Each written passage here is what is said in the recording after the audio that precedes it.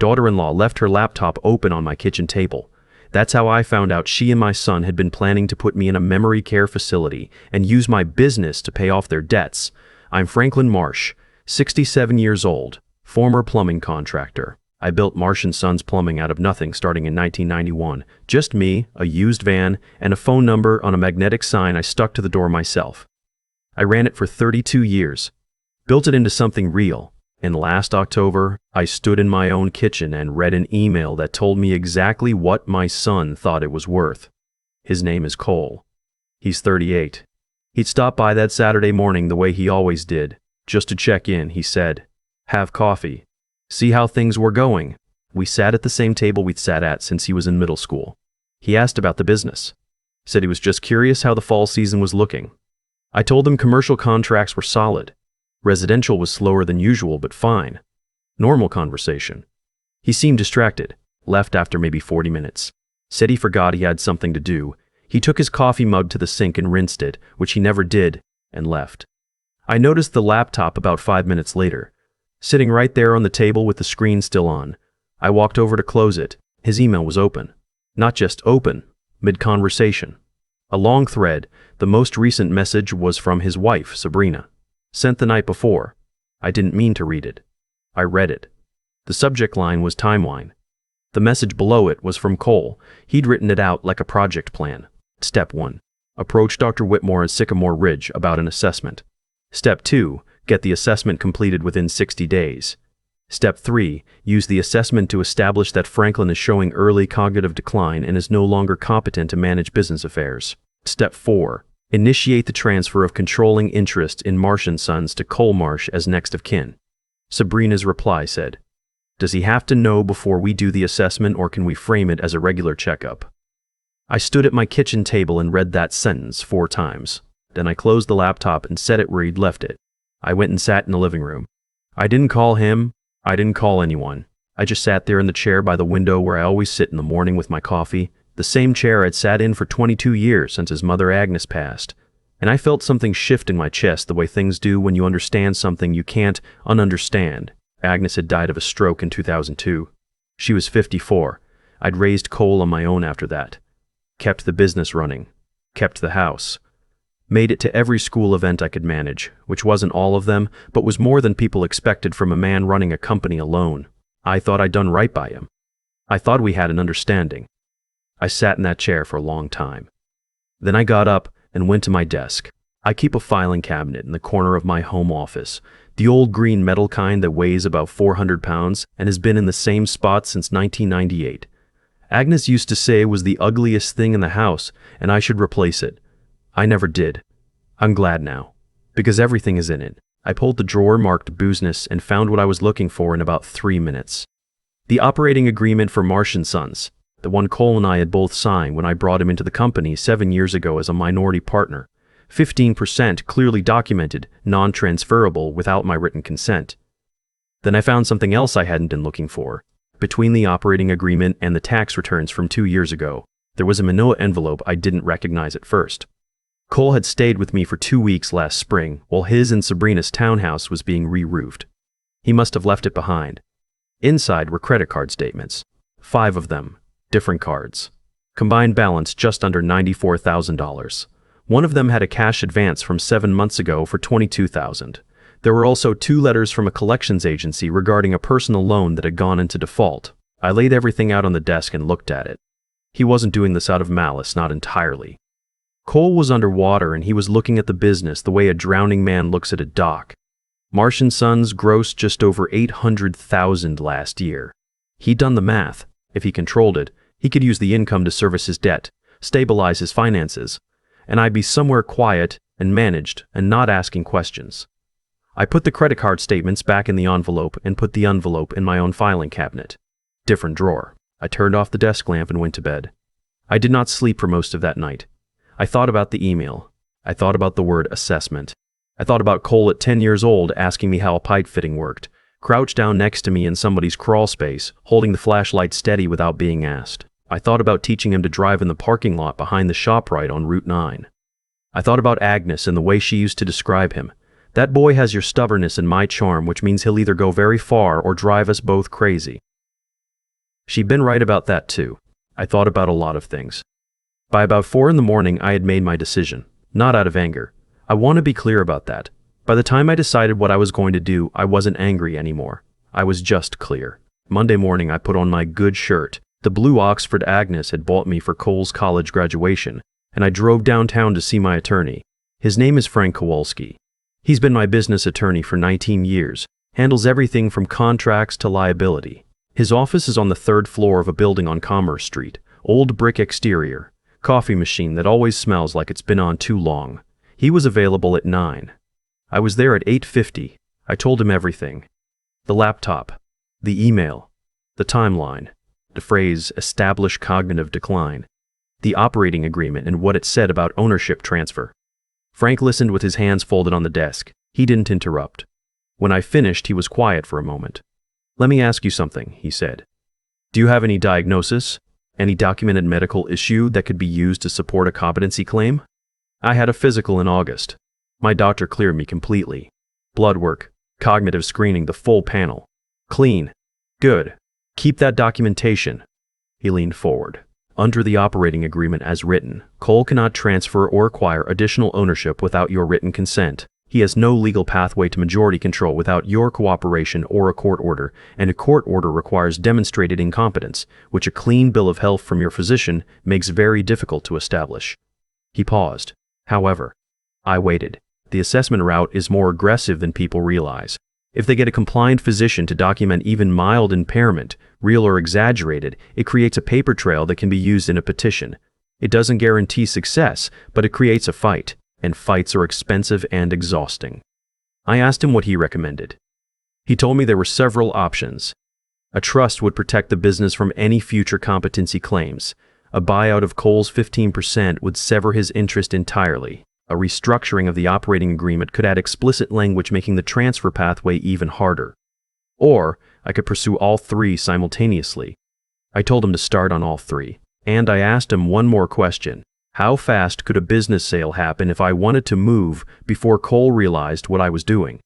Frank said, depending on the buyer, 60 to 90 days for a full sale. Faster for a majority stake transfer to a partner or competitor. I told him I wasn't ready to sell entirely. Not yet. But I wanted options. He said he'd make some calls. I want to say something honest before I go further. I drove home from Frank's office that Monday and I did not go directly inside. I sat in my truck in the driveway for a while. The business has my name on it. More than that. It has 32 years of 6 a.m. mornings and frozen pipes in January, and customers who've been calling the same number since their kids were in diapers. I hired 11 people. Most of them have been with me for over a decade. Ray & Dispatch has been there since 2007. The decisions I was considering weren't just about me and Cole. I sat in that truck for probably 20 minutes. Then I went inside and made lunch and kept going. That afternoon I called my accountant, a woman named Beverly Okafor who has handled the business books since 2011. I told her I needed a full current valuation. Assets, receivables, liabilities, goodwill, the works, and I needed it in writing within 2 weeks. She didn't ask a lot of questions. Beverly is good at her job, which means she understands when to focus on the work. While she was working on that, I made another call to a business broker named Stan Fielder, who I'd met at a Chamber of Commerce dinner 4 or 5 years ago, and whose card had been sitting in my desk drawer ever since. I told him I had a plumbing company in the area. 32 years established, commercial and residential contracts, 11 employees, consistent revenue, and I wanted a confidential valuation and a quiet conversation about options. Stan came out Thursday, walked through everything with me for about 2 hours. The trucks, the equipment, the contracts, the customer list going back to the 90s. When he was done, he sat across from me at the kitchen table and said, "Franklin, you got something here that doesn't come available very often. Established brand, loyal workforce, long-term commercial accounts. There are buyers who would move fast on this." I asked him to put together a list. He called me back the following Tuesday with 2 serious prospects. One was a regional plumbing company looking to expand into our county. The other was a private equity group that had been acquiring skilled trades businesses throughout the Mid-Atlantic. Both were prepared to move within 90 days. Both offered numbers that were significantly higher than I expected. I asked Stan to keep everything confidential. He understood. Meanwhile, Cole was texting me the way he always did, checking in, asking how the business was. suggesting we have dinner sometime soon. I responded the same as always. Short, warm, nothing unusual. I told him I'd been busy with a commercial job in the next county. I told him I was thinking about getting the deck refinished before winter. Normal things. He had no idea I was running a parallel process at every level. On day 9, I went back to Frank Kowalski's office and signed documents establishing a revocable living trust. Marsh & Sons Plumbing was transferred into the trust. I was named the sole trustee with full control.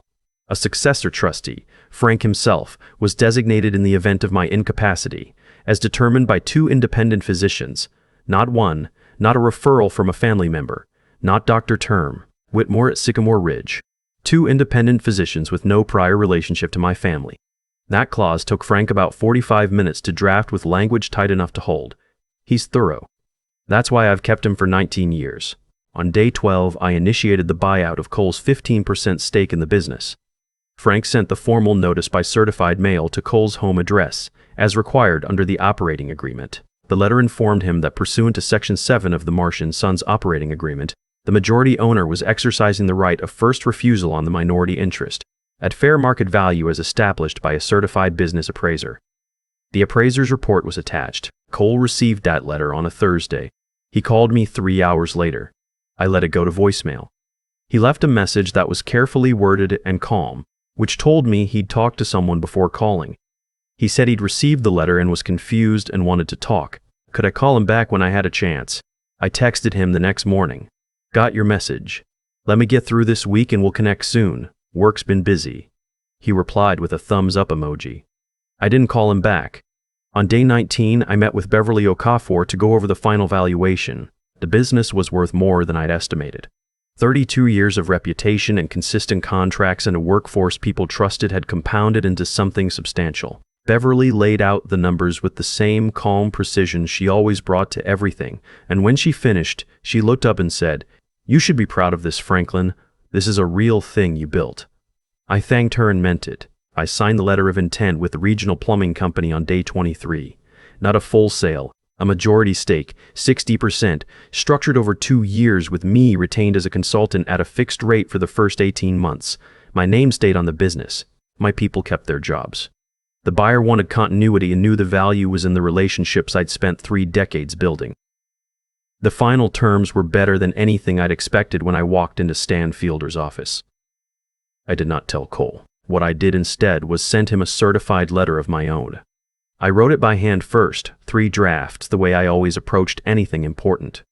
The first draft was too sharp. The second was too distant. The third was right. Cole, I know about the email. I know about Dr. Whitmore and the timeline and the assessment you were planning to arrange without telling me. I also know about the $94,000 in credit card debt and the defaulted personal loan. You left your statements here last spring. I read everything twice because I always do. The business is in a trust now. The controlling interest has been sold to a company that will keep the crew employed and the contracts running. Your 15% is being bought out at fair market value. The paperwork is on its way to you through Frank Kowalski's office. I am not confused. I am not slowing down. I am not a distressed asset to be managed. You told me when you joined the company that you wanted to build something together. I believed you. I still want to believe the person I raised is somewhere inside the man who wrote that email. But that man was not looking at his father. He was looking at a balance sheet. Come see me when you're ready to have an honest conversation. I'll be here. Dad. I sealed it, addressed it, and drove it to the post office myself. Dropped it in the slot at the counter, walked back out into the parking lot, and stood next to my truck for a minute looking at nothing in particular. It was a Tuesday in late October. Clear sky. Cold enough that you could see your breath. The kind of day that makes everything feel very straightforward. I'd been running the business since Cole was 6 years old. I'd done it through a recession and a pandemic, and the 18 months after Agnes died, when I wasn't sure I could get out of bed every morning. But I got out of bed anyway, because there were 11 people depending on the business being open and contracts to honor and a kid at home who needed his father to keep moving. I had kept moving for 32 years. Nobody was going to hand me a clipboard and walk me into a memory care facility at 67. I drove to the office that afternoon. Ray was at the dispatch desk the way he always was. He looked up when I came in and said, "Boss," the way he always did. I asked him how the call volume was looking for the week. He said, "Solid." I said, "Good." We talked about a commercial account that was coming up for renewal and what the proposal should look like. Normal Tuesday. I didn't say anything to him about the sale yet. That conversation would happen properly when the time was right. But I wanted to be in the office. I wanted to sit at my desk and look at the map of service areas on the wall, and the whiteboard with the crew schedule, and the framed photo of the original van I'd driven the first year, the one with the magnetic sign that had started to peel by July. Agnes had taken that photo. She'd laughed about that sign for years. I sat at that desk for about 2 hours just doing ordinary work. Then I locked up and went home. Cole came to the house 12 days after I sent the letter. He didn't call first. I was in the backyard raking leaves when I heard his car in the driveway. He came around the side of the house the way he always did since he was a kid, never used the front door if he could help it. He looked like he hadn't been sleeping well. I could see that from across the yard. He stopped at the edge of the patio and looked at me. "I got your letter," he said. "I know," I said. I kept raking. He sat down in one of the patio chairs, the same chairs we'd sat in 100 times at summer barbecues when his friends would come over in high school, when Agnes was still here, when the yard felt like a different place. He put his elbows on his knees and looked at the ground. "I didn't think you'd find out," he said. "I know," I said again. "The debt got out of control fast, and I thought." He stopped. "You thought I wouldn't notice," I said, "or that it wouldn't matter." He didn't answer that. "Or that it wouldn't matter." He didn't answer that. I finished the section I was working on and set the rake against the fence. I sat down in the other chair. I looked at him the way you look at someone you've known their entire life and are only now seeing clearly. "Your mother used to say you had my stubbornness," I said. "She was right about that part. But she also said you had her judgment. I think somewhere along the way you stopped using it." Cole looked up. "I'm not angry," I told him. "I made a decision and I executed it. That's done. But I need you to understand something. What you were planning wasn't just about money. When you wrote establish cognitive decline in an email, you were describing your father as a problem to be solved. I raised you. I worked every day of my life to give you something to stand on. And you looked at what I built and saw a way out of your own mistakes." He didn't argue with it. That was something. "The 15% buyout is fair market value," I said. "That money is yours. Do something useful with it. And the business is handled," I said. "The people who work for me are taken care of. That's all you need to know right now." We sat there for a while without talking. A neighbor's dog was barking somewhere down the street. A leaf blower started up and stopped. "I'm sorry, Dad," Cole finally said. He said it quietly, without looking at me. I nodded. I didn't say it was fine because it wasn't yet. I didn't say I'd forget it because I wouldn't. But I didn't close the door either. He was my son. He was Agnes's son. He was Agnes's son. That meant something, even now. Maybe especially now. "Come see me at Christmas," I said. "We'll talk then." He nodded. He stood up. He looked like he wanted to say something else and then didn't. He walked back around the side of the house to his car. I heard the engine start and the car back out of the driveway. I sat in the patio chair for a while longer. The backyard was the same as it had always been. The same oak tree Agnes had planted the first year we moved in that was now bigger than the house. The same fence I'd built on a long weekend in 2003 because the old one finally gave up. The same concrete pad I poured myself, slightly unlevel near the east corner, which Agnes had teased me about for years because I was supposed to be the professional. Nothing about it looked different than it had last month or last year. But something was settled that hadn't been settled before. I'd built the business for 32 years, and I had moved it somewhere nobody could take it from me. I had $80-some thousand coming to me over the next 2 years from the sale. I had a consultant arrangement that kept me involved without tying me down. I had a trust with language in it that I'd read 3 times before signing and that Frank Kowalski had drafted to hold against exactly the kind of pressure Cole had been building up to apply. I was 67 years old. I had my health. I had 11 employees who still had their jobs. I had the green filing cabinet and Agnes's photograph on the desk and the framed picture of the original van with the peeling magnetic sign. I had done what I set out to do. I went inside, washed my hands at the kitchen sink, and opened the bottle of scotch I'd been keeping in the cabinet above the refrigerator since Agnes's birthday 3 years ago. 12-year Glenfiddich. She'd given it to me herself and said it was too good to open on an ordinary day. I'd agreed with her. I poured 2 fingers into a glass and carried it to the living room.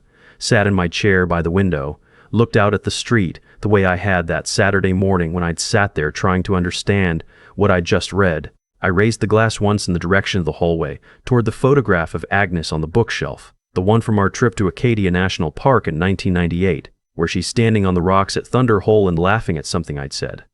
Still paying attention, I told her. The scotch was exactly as good as she'd said it would be. Outside, it was an ordinary Tuesday in October.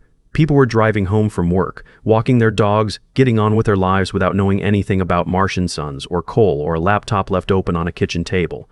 That was fine. None of it required an audience. I was nobody's plan. I was nobody's solution. I had built something real with my own hands over 32 years, and I had protected it the same way, methodically, without rushing, one step at a time. Franklin Marsh had read the email. He'd read it twice. He always did.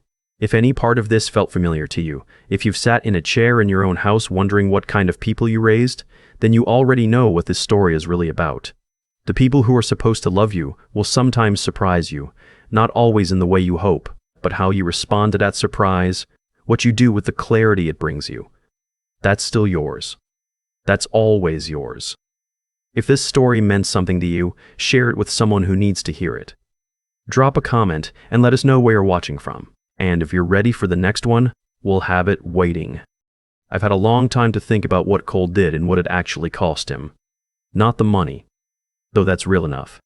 Not the 15% buyout check or the debt he still has to figure out on his own. What it cost him was something harder to put a number on. Here's what I've come to understand. Sitting in that chair by the window where I've done most of my real thinking for 22 years. When you build something over 3 decades, a business, a reputation, a way of operating in the world, you are not just accumulating assets. You are becoming a certain kind of person. The two things are the same thing.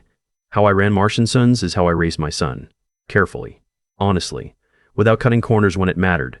Every decision I made in that business, I would have made the same way in front of Agnes. That was my standard. Cole grew up watching that. He knew what I was. And then somewhere along the way, when the debt got bad enough and the fear got loud enough, he looked at what I'd built and decided the rules didn't apply to him. That's not a financial mistake. That's a character decision. Those are two different things, and only one of them can be fixed with a repayment plan. What I keep coming back to is the word establish. Establish cognitive decline, not discover, not assess. Establish. That word tells you everything. He wasn't trying to find out if something was wrong with me. He was trying to build a paper trail to support a conclusion he'd already reached. A man who can do that to his own father. A father who co-signed his loans and showed up at his games and answered every question he ever asked. That man has made a choice about who he is. I can't make that choice for him. I never could. What I could do and what I did was make sure that choice had consequences. Not out of cruelty. Out of the same logic I apply to every contract I ever signed. If you don't hold people to what they agree to, what they implicitly agree to just by being in your life, you're not protecting the relationship, you're just postponing the damage. I protected what I built. I moved it somewhere he couldn't reach it. I made sure the 11 people who showed up to work every day kept their jobs regardless of what my son had been planning in his living room. That matters to me as much as anything else about this. Ray in dispatch still has his job. The crew still has their routes. The company still has my name on it and the kind of reputation you can't manufacture. That didn't happen by accident. It happened because I paid attention and I moved fast and I didn't let shame or disbelief slow me down. $94,000 in debt will teach you things if you let it. So will sitting in a house that used to belong to your father and realizing you miscalculated everything. I hope Cole lets it teach him something. I genuinely do. He is Agnes's son as much as he is mine, and she would not have given up on him. So I haven't either. But there is a version of love that enables and a version that holds firm, and after 67 years, I know which one I'm capable of sustaining. He came to the yard that afternoon and said he was sorry. I nodded. I didn't close the door. I told him to come back at Christmas. That's where we are. It's not resolved. It may not be for a long time. But I am not nobody's burden, and I am not a balance sheet, and I am not confused. I built something real with real hands over real lifetime, and I protected it the same way, one careful decision at a time without flinching. Franklin Marsh read the email. He read it twice. He always does. If this story felt familiar, If you sat in your own house wondering when the people you gave everything to started looking at you like a problem to solve, then you already know what I'm talking about. You have more options than they want you to believe. And you are sharper than they think. If this meant something to you, share it with someone who needs to hear it. Leave a comment and let us know where you're watching from. And if you're ready for the next one, it's waiting.